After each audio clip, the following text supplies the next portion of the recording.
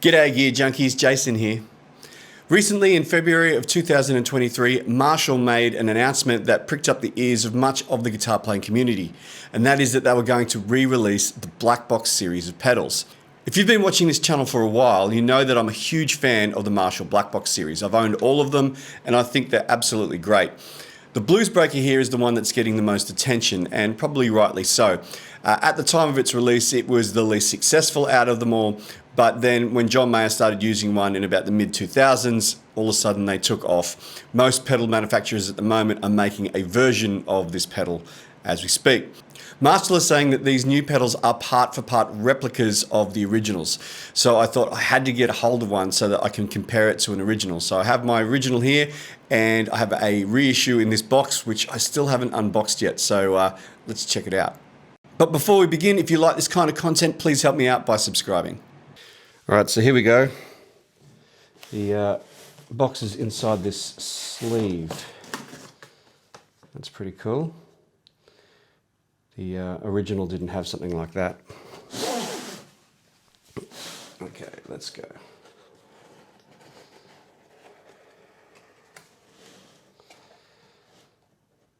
There we are. Bluesbreaker reissue. Here's my clean sound. I'm playing my Fender Deluxe Stratocaster through my Deluxe Reverb amplifier.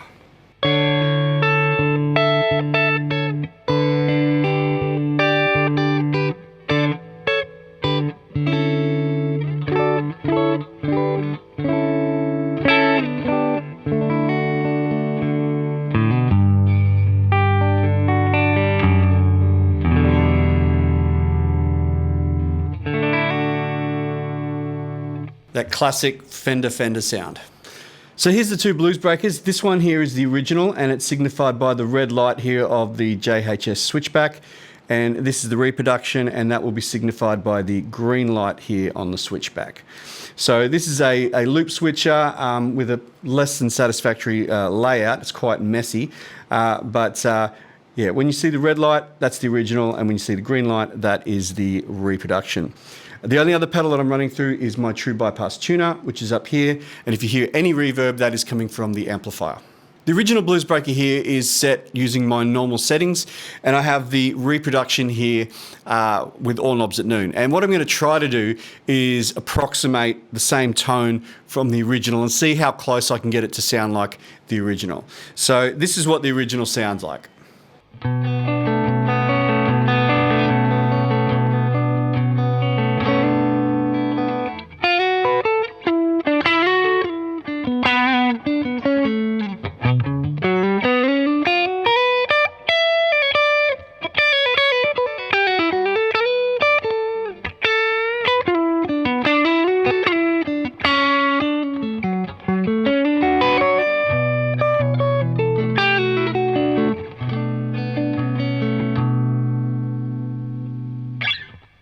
So one of the reasons this is a desert island pedal for me is that it's just so dynamic and responsive to your pick attack.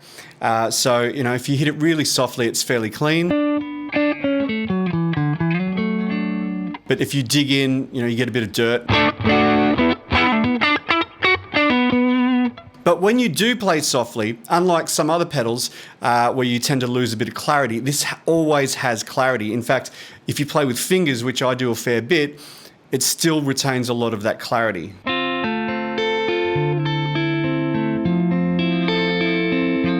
And it's worth pointing out here, I'm on the neck pickup, and the reason I love this so much is because you get all the warmth from the neck, no matter whether you're playing on a Stratocaster or something with a humbucker, you still get all the warmth from the neck, but you get a bit more clarity than with other overdrives that tend to be a little bit sort of woolly and muffled on a neck pickup. So for me, it's the perfect marriage of the warmth of the neck pickup with some clarity and sparkle. It's not too piercing, but I adore this pedal. And like I said, this is on a desert island pedal board for me any day of the week.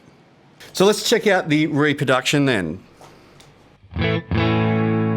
So you can hear straight away, we have to crank up the gain, we have to crank up the volume to get it at a similar volume level as the original.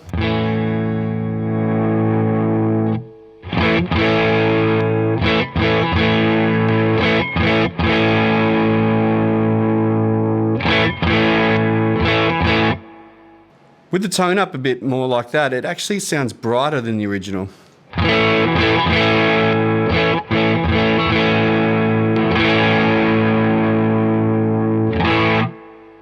And the volume seems about the same, even though the volume on this one is not up as far as the original.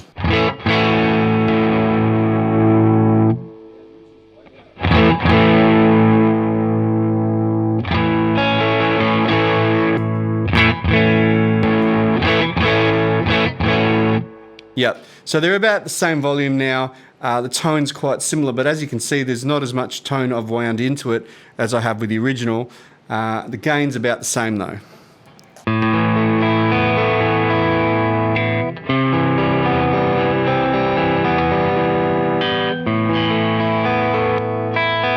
Actually, I'd say there's a bit more gain on this one as well.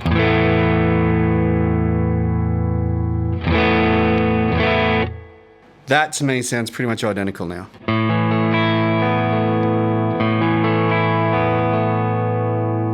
All right, I'll play you a couple examples.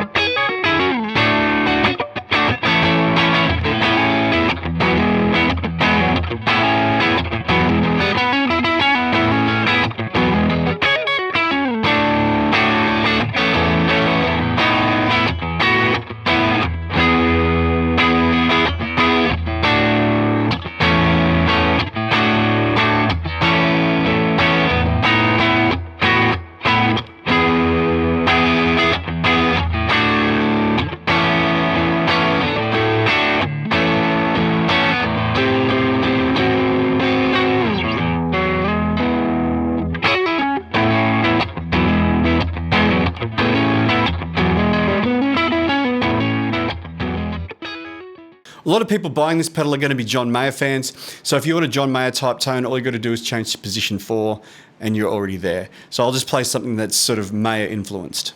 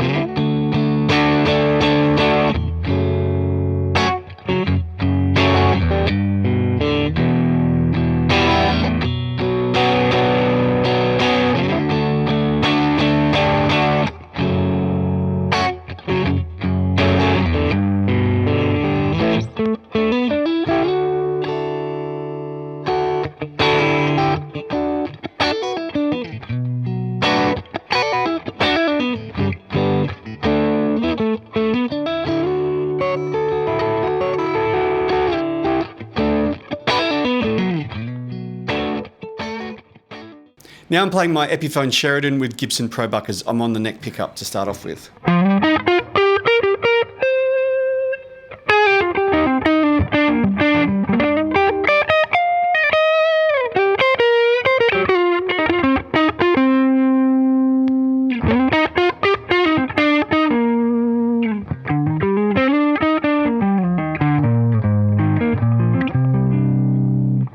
Yeah, the new one sounds a little bit darker with this.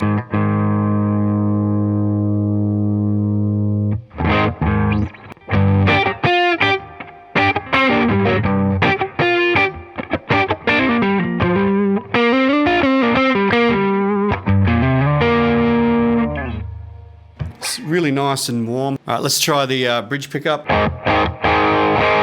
So it's got more growl and more bite to it than the Stratocaster, as you would expect. If we turn the gain all the way up, see how much gain it's got.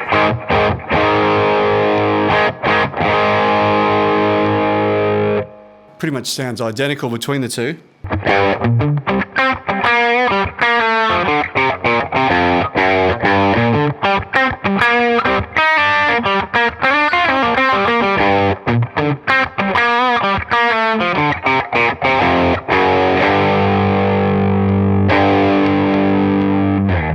So So if you're wondering what the gain range is like on this pedal, it's a light overdrive at best.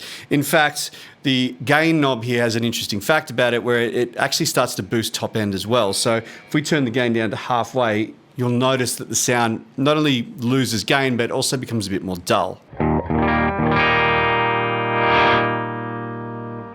The gain all the way down, it's like I've rolled the tone off on the guitar.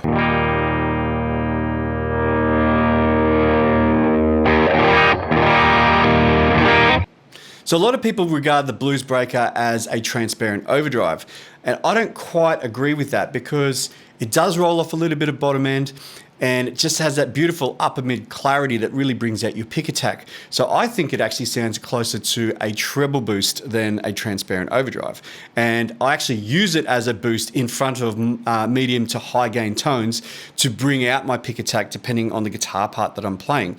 So, I mean, while it boosts the gain slightly, it just really tightens your sound and gives it that sort of focus in the upper mids without making it too sort of ice picky and nasty. So now I'm going to switch to my Mesa solo head. I'm going to play a passage without the Bluesbreaker on, and then I'm going to replay it using the Bluesbreaker as boosts, and you'll hear the difference that it makes, particularly to my pick attack.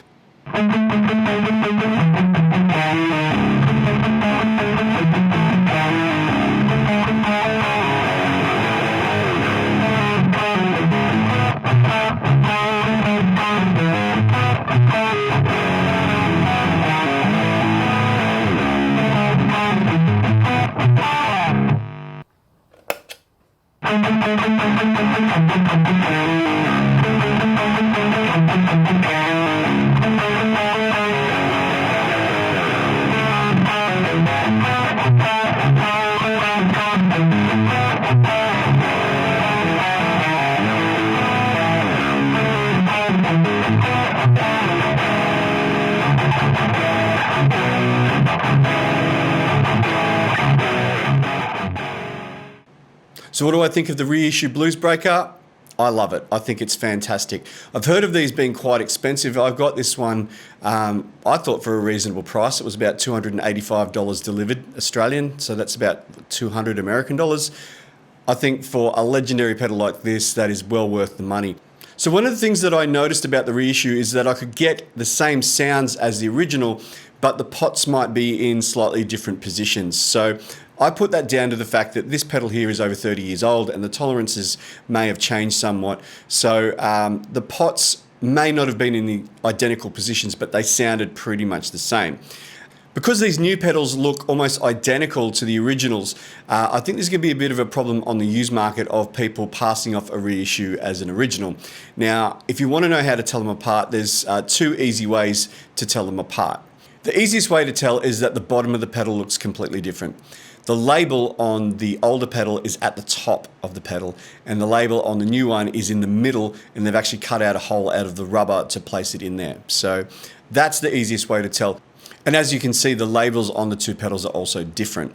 On the top surface, the thing that struck me straight away was the fact that the writing of Bluesbreaker on the original is a paler shade of blue than on the Reissue as well. So that's another way to tell these two apart.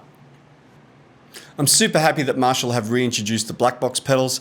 I've been part of the noise online of trying to get these pedals reintroduced. I made a video about this series of pedals a couple of years ago in which I said that Marshall were missing out on an opportunity by not reintroducing them.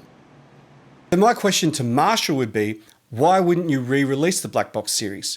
If you're given how influential those pedals have been and how classic they are and how much money they command on the secondhand market, I just don't understand why they haven't decided to re-release them, even if they decided to do them in smaller enclosures. So well done to Marshall for listening to the consumer and putting out high quality reissues of these pedals and not just going the cheap route. So I think they've done a great job, and I'll look forward to trying the other pedals in this series and comparing them with the originals. So if you enjoyed this video, please give it a like, and if you haven't already, please subscribe. Remember, you can join the Middle Age Gear Junkie Facebook page by clicking on the link in the description. And if you'd like to buy some merchandise to help out this channel, I've left links in the description as well. Other than that, my name is Jason. Have a wonderful day.